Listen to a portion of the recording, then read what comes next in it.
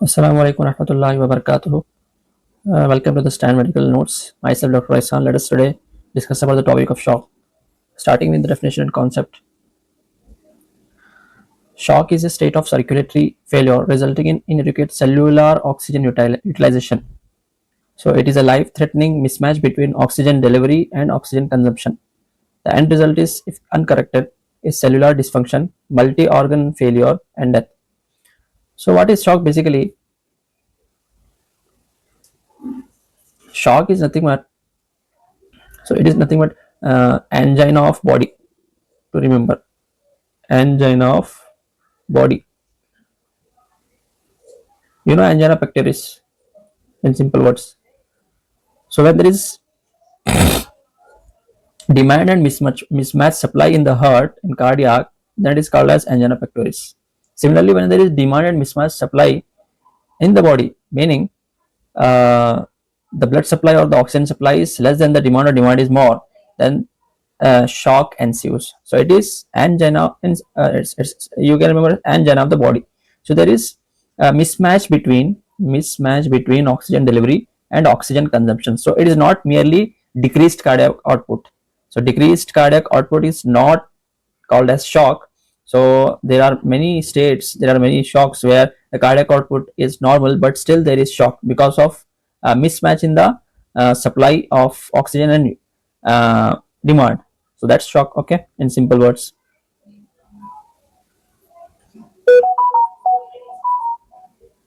So, you can remember the concept as a pump, tank, pipes, analogy. A simple framework for the initial differentiation of shock. So pump is nothing but the heart, tank is nothing but the volume, and pipes are nothing but the vessels. So tank is volume of the blood, pump is heart, pipes is vessel. So pump failure of pump leads to cardiac shock. Failure of tank leads to hypovolemic shock. Failure of pipes leads to distributive shock due to loss of tone in the pipes, or it can lead to obstructive shock if there is any physical blockage. Okay. Then what is the pathophysiology? What's going to happen in the cells? The cellular insult. So for the fundamental problem is inadequate oxygen delivery to meet the metabolic demands. So what happens? Aerobic metabolism fails and the cells will switch to anaerobic metabolism. That will lead to lactic acidosis. Lactic acidosis will lead to decreased this anaerobic metabolism will lead to decreased ATP production and increased acidity in the cells. That will lead to cellular dysfunction. Cellular dysfunction will cause cell death. Cell death will lead to release of inflammatory cytokines to the blood that will cause systemic inflammation. Systemic inflammation will cause multi-organ dysfunction syndrome. So that's about the MODS, multi-organ dysfunction syndrome. So cells switch to inefficient anaerobic metabolism due to inadequate oxygen delivery. That will lead to pyruvate is converted to lactate, producing minimal ATP and leading to metabolic acidosis. Failure of ATP-dependent ion pumps like sodium potassium ATPase causes cellular swelling, calcium influx, enzyme activation, cell death. Damaged cells release contents, triggering a systemic inflammatory response and worsening microvascular dysfunction. So that's about the pathophysiology at the cellular level. So, what are the key determinants of oxygen delivery? This is important to know to know the causes of shock and for therapeutic purpose also. So, oxygen delivery is equal to cardiac output and arterial oxygen content. Arterial oxygen content. Cardiac output depends upon heart rate and stroke volume. Stroke volume is depends upon preload, afterload, and contractility. And arterial oxygen content depends upon hemoglobin, oxygen saturation of the blood, and partial pressure of oxygen in the blood. So these are the three factors upon which the arterial oxygen content depends: hemoglobin, oxygen saturation, and partial pressure of oxygen. So these two are affected when the gas exchange is impaired in the lungs. Gas exchange is impaired in lungs. Okay. So finally, what is the conclusion?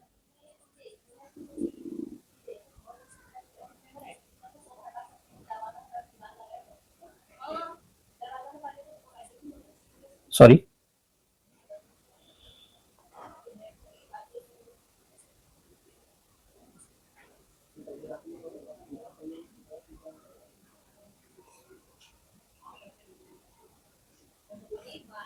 So any disease process affecting the heart rate, preload, contractility, afterload is nothing but the systemic vascular resistance. Okay, hemoglobin, oxygenation can cause shock. Any disease which affects heart rate, preload, contractility, systemic vascular resistance, hemoglobin, oxygenation will cause shock. Okay,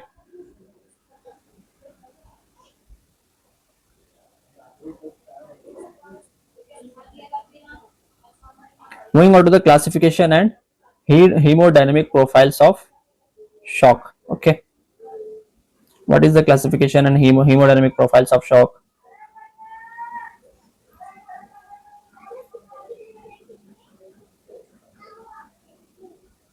Sorry.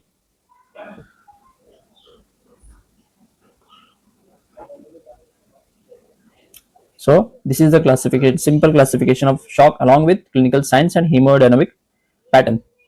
Shock type, primary defect, clinical signs and hemodynamic pattern. Hypovolemic shock, there is low preload. What are the clinical features? Cold clammy skin, flat neck veins, that is nothing but JVP, and decreased urine output. Okay, decreased CVP, central venous pressure, decreased pulmonary capillary wedge pressure, decreased cardiac output, and increased systemic vascular resistance is a compensatory response in order to maintain the BP. Okay, cardiogenic shock, pump failure, cold clammy skin, pulmonary edema, elevated GP. So the JVP is also an important thing which will help us to differentiate between different causes of shock. So there will be increased central venous pressure because of raised GVP, increased pulmonary capillary wedge pressure because of pulmonary hypertension, decreased cardiac output, increased systemic vascular resistance, obstructive shock, outflow obstruction, cold clammy skin, elevated JVP, and specific signs. For example, if it is due to cardiac tamponade, muffled heart sounds in the tamponade, increased CVP, decreased or normal pulmonary capillary wedge pressure, decreased cardiac output, and increased systemic vascular resistance. Distributive shock, vasodilation is the main culprit. Okay, initially the peripheries will be warm. Okay, later they will also become cold. And flash capillary refill, decreased central venous pressure, decreased pulmonary capillary wedge pressure, increased cardiac output. See here, in distributive shock, the cardiac output is increased, still there is shock, decreased systemic vascular resistance. So there is vasodilation, that's why there is the systemic vascular resistance is decreased, and there is shunting of blood. Okay, so if you see here, one important thing is in all the shocks the systemic vascular resistance is raised, but in distributive shock the systemic vascular resistance is decreased. So you can differentiate this shock only by systemic vascular resistance from all these three. Okay, and in these two shocks the CVP is increased central venous pressure is there in cardiogenic shock and obstructive shock, but in hypovolemic shock and in distributive shock there is no increase in CVP. See how it is very well differentiating between different shocks.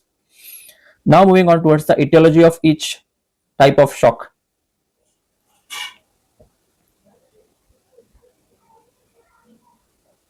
Hypovolemic shock, common causes include hemorrhage, for example trauma and geoblit, or dehydration like vomiting, diarrhea, burns, diabetic ketoacidosis.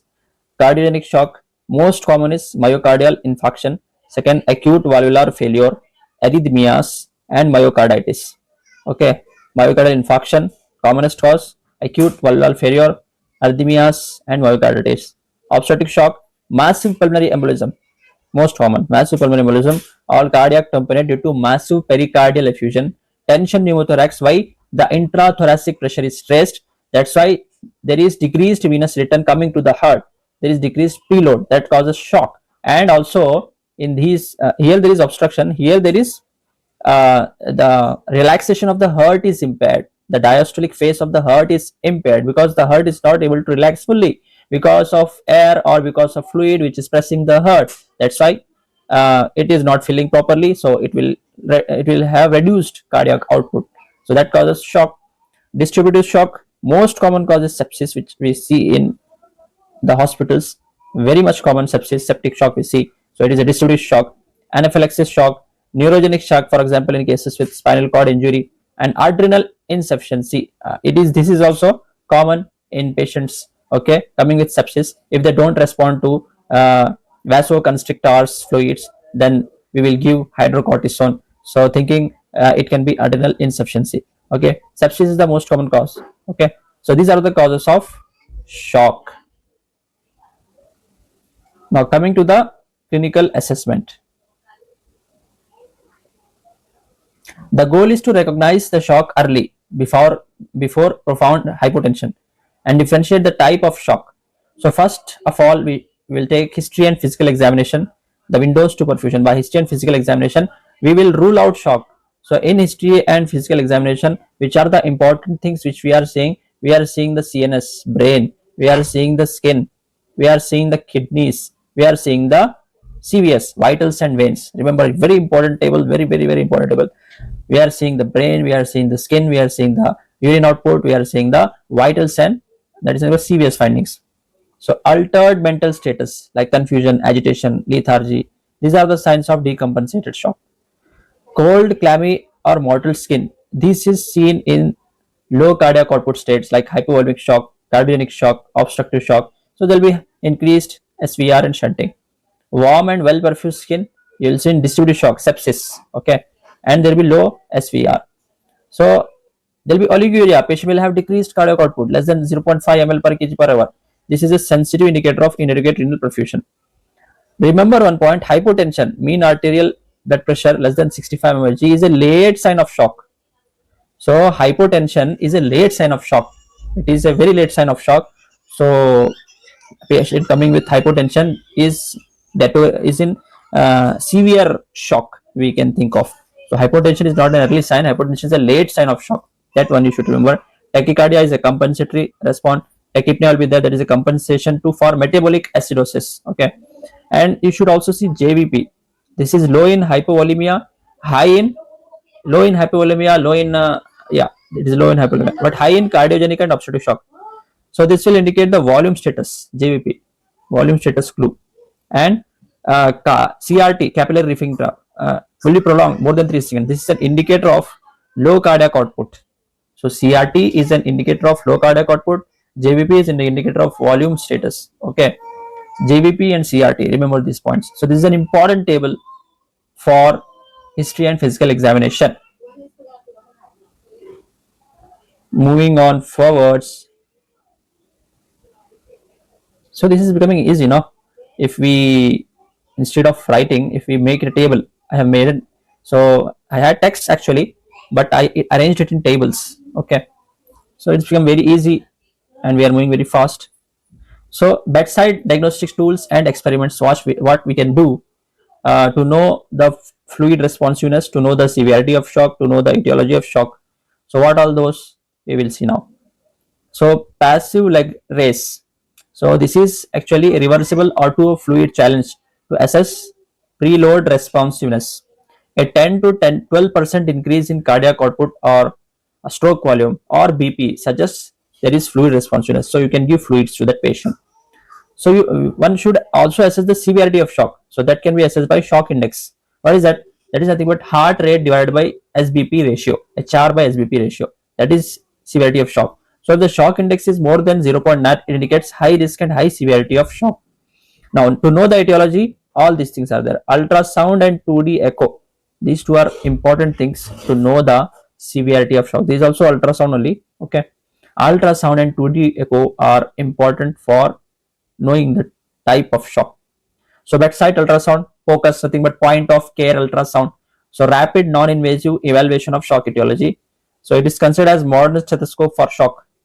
So you will follow a protocol known as RUSH protocol, rapid ultrasound in shock and hypotension when you are evaluating for a shock. So structured focus approach like pump, tank and pipes. Pump, you will see the heart. So there will be LV, RV function you can see. Pericardial effusion, if it is there, you can see by using focus. Or tank, how do you will assess tank? Nothing but volume of blood. So IVC diameter and collapsibility will help us to know the volume. So if volume is less, IVC will be collapsed. If volume is good, IVC will be patent. IVC is nothing but inferior vena collapsibility. Okay, pipes. For example, if there is aortic abdominal aortic aneurysm or deep venous thrombosis, you can also see. Okay, echocardiography will give a detailed cardiac imaging. So in cardiogenic shock, there will be poor contractility, and or you can find a motion wall abnormality. For example, in MI cases. Okay, cardiac tamponade, there will be right ventricular collapse. Right ventricular collapse. Massive pulmonary embolism, there will be right ventricular dilatation. See how it is differentiating between different causes of cardiac shock. Okay, cardiac shock either to MI or tamponade or massive pulmonary embolism. Okay, that's how we. These are the bedside diagnostic tools for knowing the fluid responsiveness, severity, and etiology of shock. So this is a simple flowchart to know the etiology of shock. I have uh, drawn it. So patient comes with a low blood pressure. There will be signs of impaired tissue perfusion. What are the signs of impaired tissue perfusion? There will be increased lactate, or there will be decreased SvO2. Nothing but uh, central venous pressure, oxygen saturation less than 70%. Okay. So when there is signs of impaired tissue perfusion, you call it as shock. Now you assess the cardiac output and SVR. So when there is low SVR, only one shock is there, that is distributive shock. If the SVR is high and cardiac output is low, then you will see central venous pressure. Central venous pressure, JVP. Also you can call it as. Okay. So if low CVP or low PCWP, pulmonary capillary wedge pressure, then it is hypovolemic shock. If high CVP or high pulmonary capillary wedge pressure, it is cardiogenic shock or obstructive shock. Okay. So again, to differentiate between different cardios of cardiogenic shock, whether it is cardiogenic obstructive shock, you need to do echocardiography, 2D echocardiography. So this is a simple flow chart you can follow to know the different causes of shock. Here, low SVR, important thing, and CVP. These two are the key determinants between different causes of shock.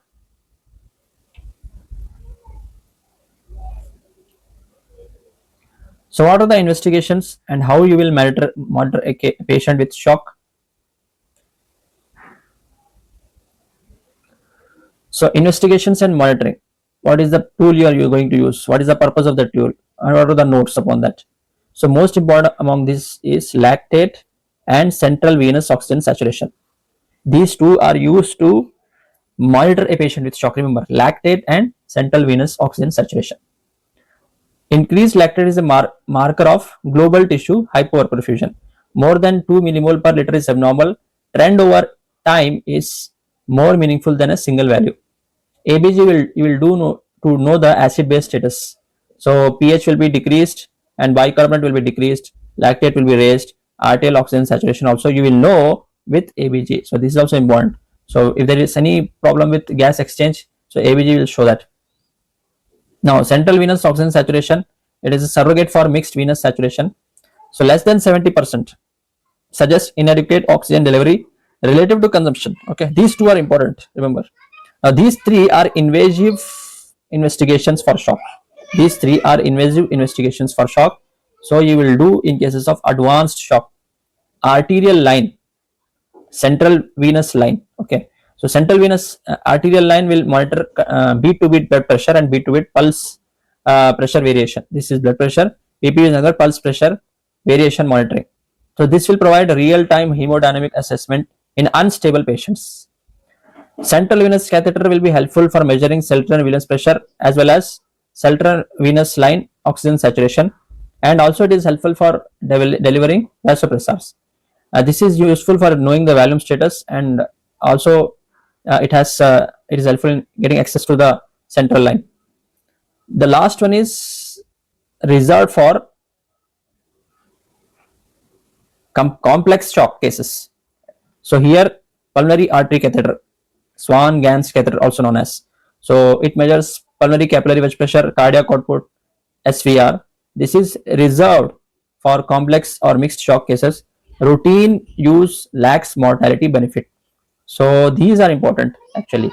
Lactate and to know SCVO2 you need to have a central line and arterial line and ABG. Okay, these are the first line investigation, these are the second line investigations.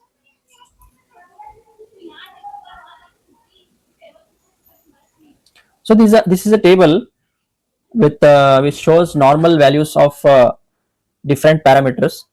So heart rate normal values, 70 to 80 beats per minute. SBP normal values, and DBP. How you calculate DBP? DBP, MAP. How you calculate mean arterial pressure? So SBP plus 2 into DBP divided by 3.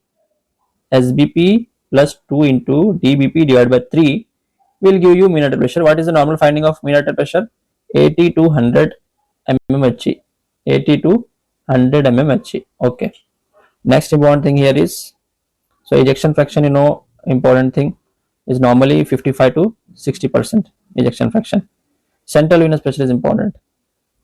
Okay, it is normally 1 to 8 millimeter of mercury. 1 to 8 millimeter of mercury. So common things which we are seeing, I am just marking out those things. Okay, sorry.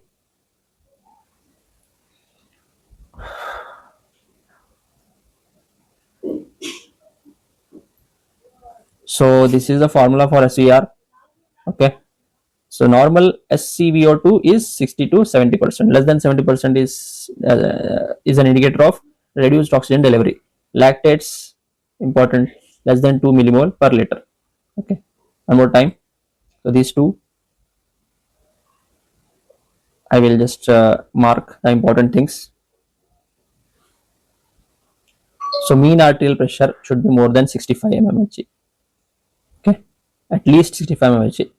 80 to 100 mmHg. Okay, then second one is ejection fraction. If there is some MI or something like that, central venous pressure 1 to 8 mmHg. Okay, then pulmonary capillary blood pressure also you can take. Then okay, then SCVO2 and lactate. Mainly these two things we see it is important practically. Okay, so now coming to the management principles of resuscitation and management of shock.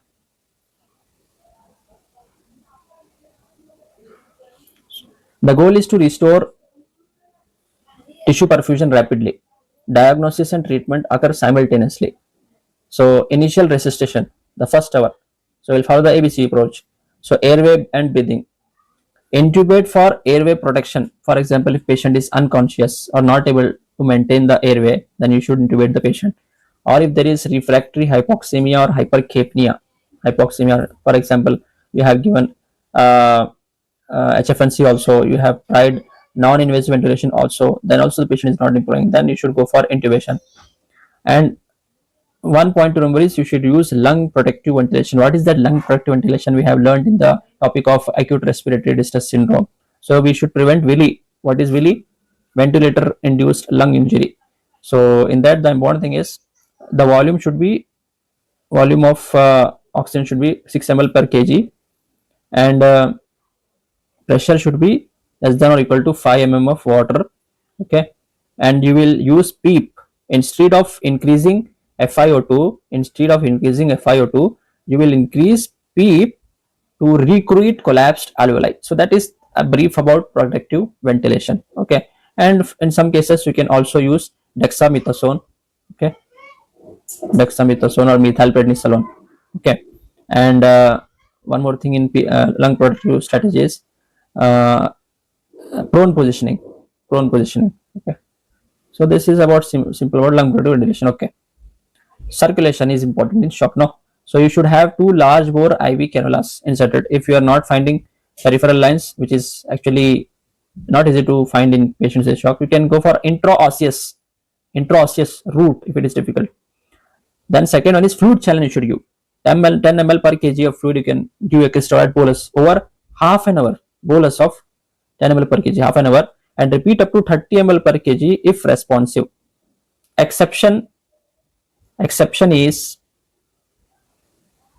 hemorrhagic shock, where you should transfuse blood. Actually, transfuse blood. If blood is not immediately available, you can give crystalloids, but they are not they will not correct the shock, because patient should have oxygen. No, they are not replacement to blood, so you should arrange blood immediately. And next step is, so fluid challenge you have done, then you will go to vasopressors. If hypertension persists Despite of this fluid challenge, initial fluid, start norepinephrine to maintain a mean arterial pressure. Systolic plus 2 into diastolic divided by 3 will give you mean arterial pressure more than 65. This is the main goal. Do not delay vasopressors to give excess fluid. Okay. Now, targeted. These are the general management. Now, what is the targeted management by shock type? Targeted management.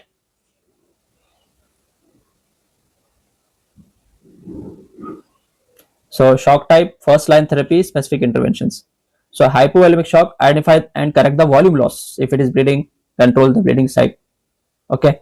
For example, hemorrhagic shock, surgical or IR bleeding control. Transfusion should be done in what is the should be the ratio of RBC plasma platelets should be in the ratio of 1:1:1. Okay, you can give tranexamic acid if it is a case of injury. Within 3 hours, if the patient is coming to you, you can give tranexamic acid to stop the bleeding, to reduce the bleeding. So if it is a non-hemorrhagic case of shock, you can give crystalloids like ringer lactate or normal saline 0.9%. Cardiogenic shock. So main things are inotropes which increase the contractility of the heart and reduce the workload of the heart. Reduce the workload of the heart. Okay, preload and afterload you should reduce. Okay, so that you will do by nitrates actually. Okay, so norepinephrine is the first line vasopressor. Okay, dobutamine is the first line inotrope which is used in case of hemorrhage shock. So first you will use norepinephrine. If it is not responding to that, you will give dobutamine. Okay. Now treat specific cause, like if it is a acute coronary syndrome, you will give revascular, maybe thrombolysis or bypass or stent. Now if it is refractory, mechanical support into give like intra-aortic balloon pump or ECMO. One important thing here is avoid dopamine because it has a high risk of arrhythmias. So what is the dose also you should remember. So the dose of norepinephrine is actually 0.2 microgram to 2 microgram per kg per minute. This is the dose of, I will write here, norepinephrine is, we have learned this in acute heart failure. Okay, you can go and watch that video in detail. There is a table there. This one is the dose per kg per minute, and dose of dobutamine is 2 to 20 microgram per kg per minute. Dose of dopamine also I have discussed. So cardiac dose is actually 3 to 5 microgram kg per minute. So these are the different doses of commonly used vasopressor and inotropes. Now coming to obstructive shock, main goal is to reduce the obstruction. So in tension pneumothorax, needle decompression and chest tube insertion, and tamponade pericardiocentesis. Nothing but you are removing the fluid from the pericardium. Massive pulmonary embolism, either you will do thrombolysis or thrombectomy because a large emboli is blocking the pulmonary artery. Okay, in the from the right ventricle. Okay, so you will thrombolyze either if the patient is coming early, or you will do surgery, thrombectomy. Distributive shock is important because you need here fluids and vasopressors both. Fluids and vasopressors. So norepinephrine is the first line. Okay, broad spectrum antibiotics should be started within 1 hour. If it is an anaphylactic shock, and then you should give IM adrenal. You should give, what is the dose? 0.3 to 0.5 mg. 1:1000 dilution you should use. Okay, adrenal insufficiency, if it is there, then you will give for hydrocortisone. So hydrocortisone dose in replacement doses you should give 50 mg. TID you should go. TID you should give hydrocortisone. Okay, that's about the targeted management of shock. So here a table for vasoactive and inotropic agents.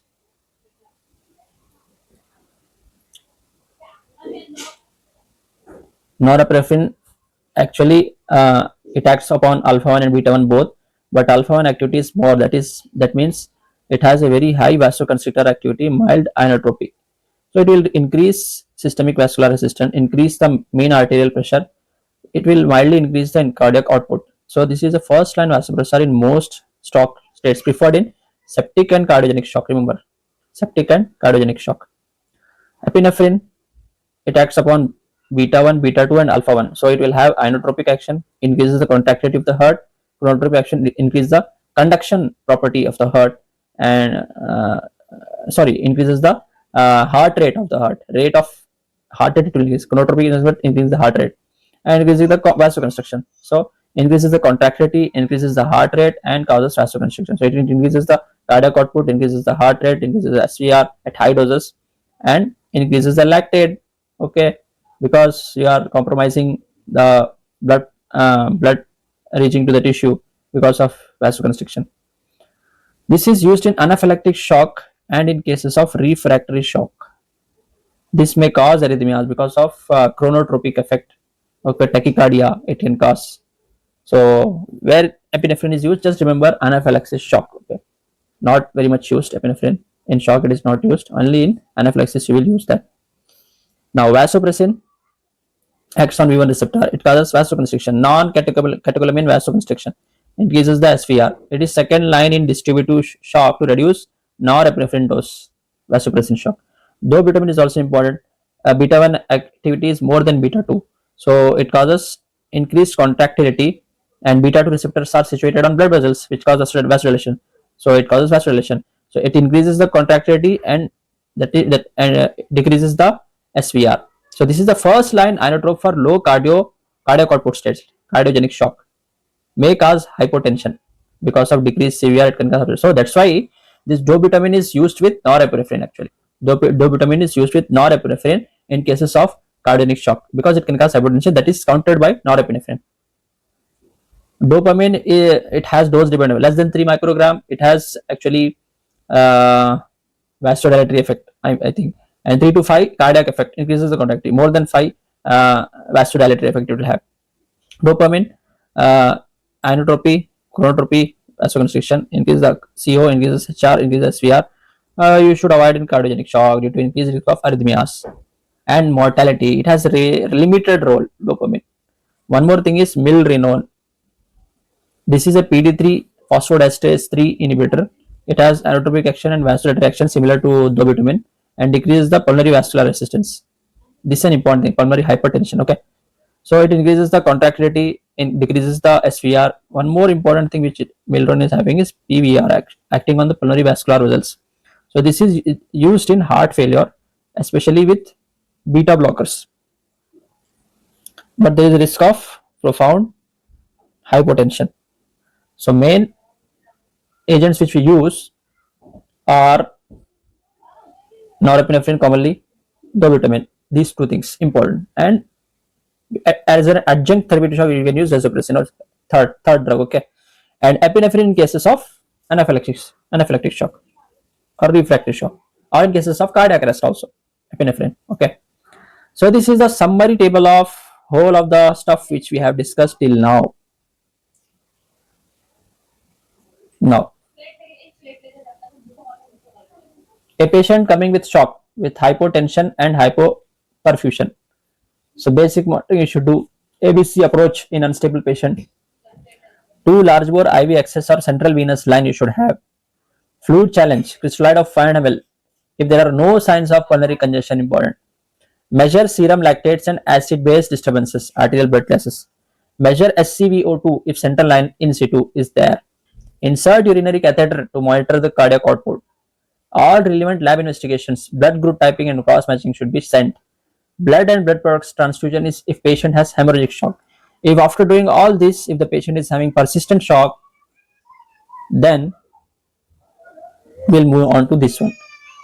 Initiate advanced hemodynamic monitoring. That is, you should have an arterial line also, Celtron venous pressure, CVP, pulmonary artery pressure, cardiac output, echocardiography, assessment of IVC, frequent reassessment of volume status, repeat fluid boluses if patient is fluid responsive and no signs of pulmonary edema. Okay, done.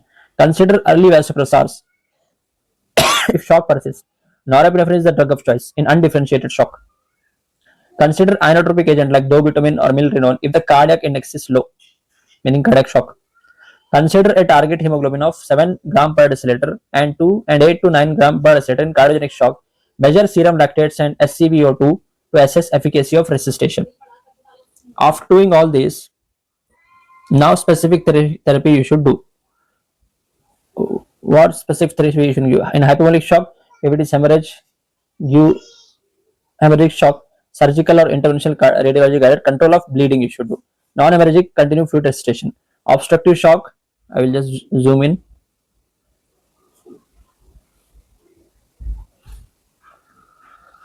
Pulmonary embolism, thrombolysis or thrombectomy, cardiac tamponade, pericardiocentesis, tension pneumothorax, thoracocentesis. Okay, cardiogenic shock, PCI or thrombolysis, inotropic agents, mechanical circulatory support, distributive shock, anaphylaxis shock, epinephrine steroids in anaphylaxis, and adrenal insufficiency, steroids again, sepsis, antibiotics, along with fluids and vasopressors. So that's about the specific therapy. So this is a chart, simple chart of how to approach and manage a case of shock. Now coming to advanced concepts and advanced support. So first among that is, so there is nothing but mechanical circulatory support. Number one is intra-aortic balloon pump. So they will have a balloon in the aorta. So counter pulsation to reduce afterload and improve the coronary perfusion. No proven mortality benefit in cardiogenic shock, but used for mechanical complications of MI. For example, uh, ventricular septal defect. Second one is VA is nothing but venous arterial ECMO. Okay, taking the blood from the vein and giving it to the artery like that. Provides full cardiopulmonary support. Used in refractory cardiogenic shock or cardiac arrest. Requires highly specialized centers. That's about the advanced supports. Now, what are the monitoring endpoints? What are the monitoring endpoints? Important, no? Monitoring endpoints are important. Move beyond just don't measure mean arterial pressure. Success in or is indicated by decreased lactate levels less than 2 millimoles. Okay, decreased lactate levels, increased MAP more than 65 mmHg, and normalizing central venous pressure, oxygen saturation of more than 70%, improved symptoms of the patient, mental stress is improved, and urine output is increased. This is important. Okay, so that's about the whole topic of shock. Now some clinical pearls for an emergency physician. Remember always, tachycardia is never a good thing. Always reflects physiological stress. So anything, always it reflects physiological stress. Pain, it can be in the form of pain, it can be in the form of hypovolemia, fever, hypoxia, or anxiety. Okay, pain, hypovolemia, hypoxia, fever, or anxiety. So it is never a good thing. Okay, physiological stress. Hypotension is always pathological. Mean arterial pressure, MAP of less than 65 mmHg, impairs autoregulation and threatens organ perfusion. There is no such thing as a normal cardiac output. This is important because adequacy depends upon metabolic demand, not absolute values. Maybe the metabolic demand is more, but cardiac output is still like we have seen in distributive shock. Okay, warm shock is an exception in distributive shock. May be present with warm activities, unlike other shock types. Control bleeding first in hemorrhagic shock. Crystalloids are a temporary bridge to blood. Excessive use worsens coagulopathy and hypothermia. Best monitor is repeated clinical examination. Reassess after every intervention. Dynamic bedside evaluation is superior to static metrics. So clinical examination is superior for monitoring for patient. That's all about shock. Hope you have learned something. Thank you. We'll meet in the next video.